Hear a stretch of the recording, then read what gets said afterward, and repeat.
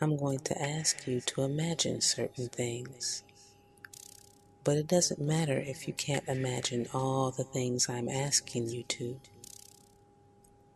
You might even find your mind wandering quite a bit, so that my voice just fades into the background. But that doesn't matter either. The sound of my voice is going to continue to relax you.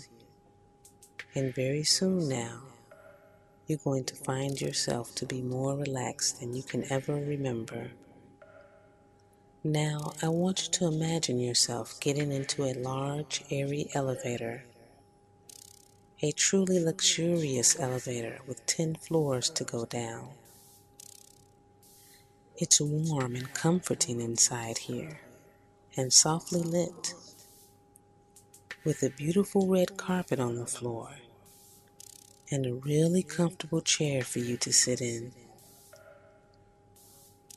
And as the doors silently close, you just lower yourself into this wonderful chair and gaze idly at the indicator as the elevator starts to move. As the elevator starts to move very gently downwards. And as each number changes, so you allow yourself to be twice as relaxed as you were on the floor above, as relaxed as you are now, just allowing yourself to be twice as relaxed as you were before, as each number changes, so that when it shows floor 9, you're twice as relaxed as when you first got into the elevator. Floor 8 now, and even more relaxed, moving down into an ever-increasing sense of laziness. 7, more and more relaxed. Floor 6 now, deeper and deeper, settling further into that comfortable chair. 5, halfway down now. 4, more and more relaxed. Just let go. 3, deeper now, and still deeper. 2, calmer and quieter. 1, almost all the way down now. Just one more floor to go down to. 0. And as the doors of the elevator glide silently open, you just rise lazily from the chair and stroll outside. And as you do, the doors close again with a gentle swish, and you hear the elevator start to go up again. And now you can find yourself in a long corridor, sweeping away in front of you in a long, gentle curve, so that you can't actually see the end of it.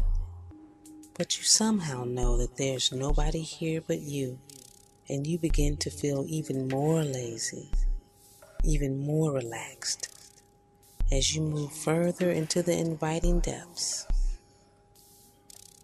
The soft, gentle light and a comforting warmth that relaxes you still further with every step you take. And as you just continue to move lazily and effortlessly along this corridor, you realize that it's turning into sort of a tunnel. You notice something else too. You notice that you're getting just a bit too warm for comfort now. And you discover that for some reason, you're wearing a really heavy winter coat. A really heavy, thick winter coat that seems to hang on you like a ton of weight. And you decide to take it off.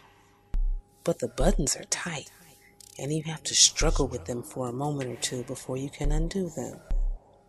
And then suddenly, you're free. And you just slip the coat off and drop it on the floor as if it was the most natural thing to do, feeling relieved that you've done so, and a lot more comfortable now as you continue on your way.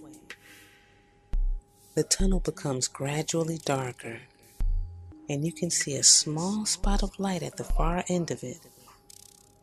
A small spot of light that doesn't actually seem to be getting any closer, even though you know you're moving towards it, just following one lazy, easy step with another, and marveling at how you can hardly feel your feet touching the ground. After a while, the floor of the tunnel starts to slope gently downwards. You can feel yourself moving down and down and down, like walking down a gentle hill.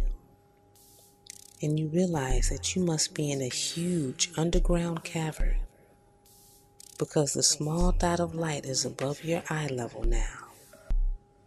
But you can still see it. You can still see it, like a small star in the darkness of a night sky, as you move on down and down.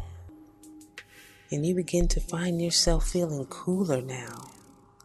The further down you go, cooler and cooler, until you're actually very cold, and wishing that you still had that winter coat that you so casually threw off.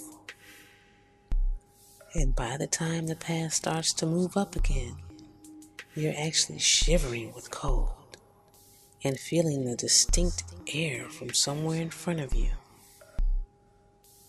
It's not long before the upward path levels out again, and you notice that the small dot of white light is actually getting closer now, becoming larger and larger and brighter as you get closer and closer to the end of the tunnel.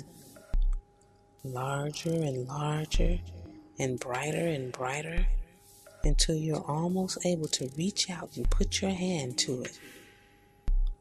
And then, quite suddenly, you feel the welcoming warmth of the sun on your head and your shoulders, and you realize that you've left the tunnel and you're in a vast sunlit valley, a huge expanse of green and light. And you look around you, and to your surprise, the tunnel has completely disappeared. There's absolutely nothing that even remotely resembles anything that could be a tunnel. And you're in the middle of this lush green valley that stretches beautifully in all directions as far as the eye can see. There are misty hills in the distance wherever you look. And it dawns on you, this valley is actually a huge natural bowl. There are trees and rocks, a small forest, and just a little way down the hill you're standing on, a gently trickling stream glittering in the sunlight with a narrow pathway running alongside it. You begin to move down the hill towards the stream, noticing the firm springiness of the grass beneath your feet, marveling at the sense of deep calmness and tranquility that seems to fill every pore of your entire body, a tranquility that seems to be all around and within you as you move on down this hillside towards the gently trickling stream. Your tread becomes steadily lighter until you can hardly feel the ground beneath your feet. And soon you find your whole body becoming lighter and lighter, until you just float upwards, up and up and up, supported by the softest of warm breezes. And it all seems totally normal to you, absolutely natural, as you gaze down at the countryside beneath you. And you realize too that not only are you becoming lighter, you're becoming smaller as well. And the smaller you become, the faster you travel upwards, smaller and smaller, traveling faster and faster, until you're moving at an absolutely tremendous speed, accelerating upwards and actually beginning to leave the earth behind you. You're accelerating into space with a feeling of jubilation and excitement. Traveling so fast now. You're moving almost as fast as the speed of light, becoming smaller and smaller until your body is no larger than a tiny speck of dust. And all around you is a soft velvet darkness like a midnight sky, with the earth hanging motionless like a great blue and white globe. And you feel yourself slowing down, slower and slower, until you've stopped moving altogether. You're just hanging motionless amongst the stars, feeling a part of all creation, a part of all knowledge, part of the limitless space that is the very universe itself. After a while, you realize that you're beginning to drift slowly downwards, moving closer to Earth, drifting down a stream of light that might be a ray of sunlight, closer and closer, almost dazzled by brilliant colors and light, softly, gently, sinking down and down and down until you find yourself enveloped in a beautiful golden warmth with this wonderful, relaxed feeling, a feeling of being a part of everything, that everything is a part of you, enveloped in a beautiful golden warmth that seems to be somehow all around and within you. And you realize that at this moment, you are in touch with all knowledge. And now your mind is prepared and receptive to everything I'm going to say to you. Because during this state of special relaxation, your subconscious mind can come forth so that it can accept ideas and concepts that are going to help you. It accepts and acts upon these ideas, helping you, guiding you towards your hopes and desires, helping you to achieve your aims and goals. And the influence of these suggestions, where they are for your benefit, will have a steadily increasing effect upon the way you think, the way you act, and the way you behave over the coming days and weeks and months. Now I'm going to tell you a story. There was once a girl who lived not far from here. Her family was poor, even though many people around them were quite well off. The girl saw this and wondered why her family had to be poor, why other kids had nice homes, why other kids had the latest games at school, why they were always better dressed. And she thought, if only I could have money, everything would be all right. And she went and told her mother that when she grew up, she was going to make lots of money because she didn't like being poor, and she hated seeing her parents feeling ashamed in public by having no money. And she was going to buy them clothes, good food, a car, a big house, and everything they ever wanted. But her mother told her that money is the root of all evil, that becoming rich meant that she would lose her way in life, and that losing her way in life would make her mother sad. She went to her father and told him how she wanted to have lots of money so that they wouldn't be poor anymore. And her father told her a rich girl can never enter the kingdom of heaven, and that she should accept things as they are, even though she hated being poor and really wanted to have nice things and go places and eat good food. Everywhere the girl went, she was told that money won't make you happy. Money is not the answer. Blessed are the poor. More money, more problems. Better to stay as you are. But as she was growing up, she knew this was wrong. The girl saw wealth all around her, and she knew that money was everywhere. She could see opportunities everywhere. And most of all, she hated being poor and saw no reason for staying poor. So she learned how to get money. She learned to find ideas that other people had missed, to go through every door and seek out what was there. And she began to make more money. And as she did, she learned. She learned what it was like to be able to have what she wanted, to be able to go where she wanted, move among wealthy friends.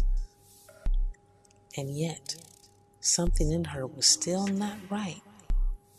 Somehow, every time she got money, she just couldn't hold on to it. It was almost as if there was something inside her that caused the wealth to drain away, to make bad decisions, to trust people she knew would disappoint her, to buy pointless things she didn't even like or want. And every time she found she was making more money, the cycle started again.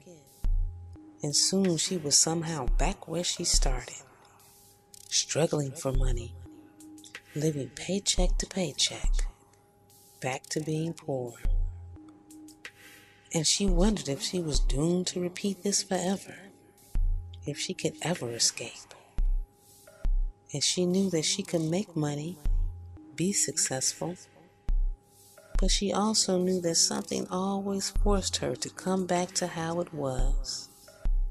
It was as if she had a block when it came to keeping money. She could see no way out. This girl needs your help. She needs you to come and help her. She needs you to tell her that she did not get this way on her own. Tell her that someone a long time ago put those ideas into her head. They did this with the best of intentions. They wanted to help her. They thought they were helping her. Those ideas have stunted her growth and blocked her from prosperity. Tell her that she is entitled to be wealthy, that she has a right to be rich. She deserves to have money. Help her by going back in your own mind. Go back in your mind. Go back in your mind and find that person who told you that you would not be wealthy, that it was wrong to be rich. It is now time to go back and tell that person that they were wrong, that you are now taking control of your life, of your ability to prosper. It is time to go back and reverse those ideas. I want you now to relax even deeper. Relax and let your mind go back to the earliest time you can remember about money, about what someone said to you about having money. Allow your mind to drift back in time and find a memory, an image, a situation, something that has to do with being told that money is bad, that having wealth is sinful, that being rich is the same as being evil. And in your mind's eye, see that person. Become aware of them telling you these things. Hear those words again. Only this time, challenge them. Challenge those ideas. Tell that person you are entitled to have money, to be rich, to enjoy your wealth. Tell them that you know how to make money and that you are entitled to have money and to keep it. Find the right words to tell them that you respect their views on money, but that those are not your views, and get them to remove that instruction. Get them to tell you that you are free now, free to become what you want to be, to have what you want to have. Those who say money is the root of all evil are not reading the quotation correctly. What it actually says is love of money is the root of all evil. There is nothing wrong with having money. It is why you have it that counts. Money is simply a tool that lets you get things done. Your desire to get money comes from love. Love for your family, for your parents, your friends, and yourself. From a desire to help them. That is why you can now make money and keep it. For you to live out your dreams and have all that you desire, whether it is good health, a successful business, a happy marriage, or traveling to places you love to go, you must have financial freedom. You want to be free. You desire to be free. You have always wanted to be free. Money is a tool that will lead you to that freedom. With total financial freedom, you are left free to focus all of your mental energy on what it is that you truly want from life. You are free from the burdens and the stresses of bills. You are free from the humiliation of debt. Gratitude for what you already have, you know, is the first step toward unlocking the power of creating money in your life. Finding peace within yourself and having endless gratitude is creating the mental power that you need to attract money to you. You don't worry about money any longer. You don't worry about bills. You don't worry about debt. You don't have negative emotions about money that consume your mind and have you constantly wanting more. You know that wealth is not reserved for just a few. You are not meant to struggle financially. There is no limit to the wealth that is available to everyone on the planet. There is more than enough to go around for everyone. The world is in no way divided into those who are entitled to unlimited wealth and those that are not. You are not predestined to a life of hardship and struggle. You and you alone are responsible for how much money you can welcome into your life. You are excited about money, and you feel thankful for what money you already have. You rejoice in the knowledge that the Bank of the Universe has unlimited wealth to offer you. Your entire mind is consumed with thoughts of abundance and wealth. Your doubts about money are gone. Your fears about money are gone. Your worries about money are gone. Your preconceptions about money are gone. You feel good about money. You have such positive thoughts about money that you attract it with ease. You are bursting with unlimited potential. You have removed the block that you had put up to keep you from attracting money. You are unleashing your unlimited power that is now transforming all of your dreams into a beautiful reality.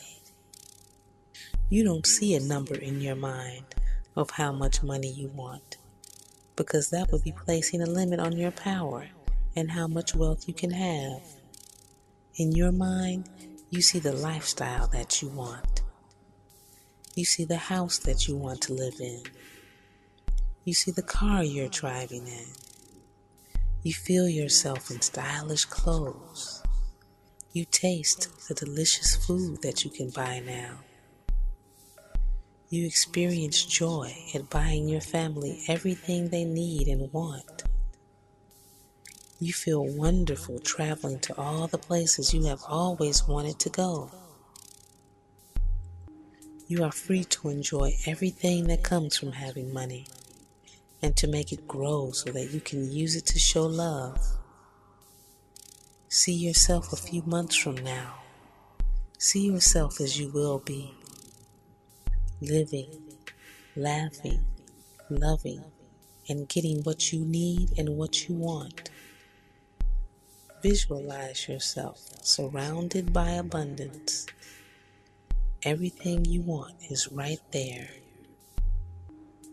And now, I want you to take a deep breath and release it.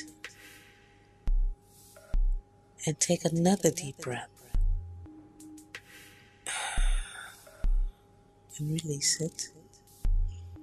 That's right. You're doing very well. You have made an amazing change. And in a moment, I'm going to count from 5 to 1.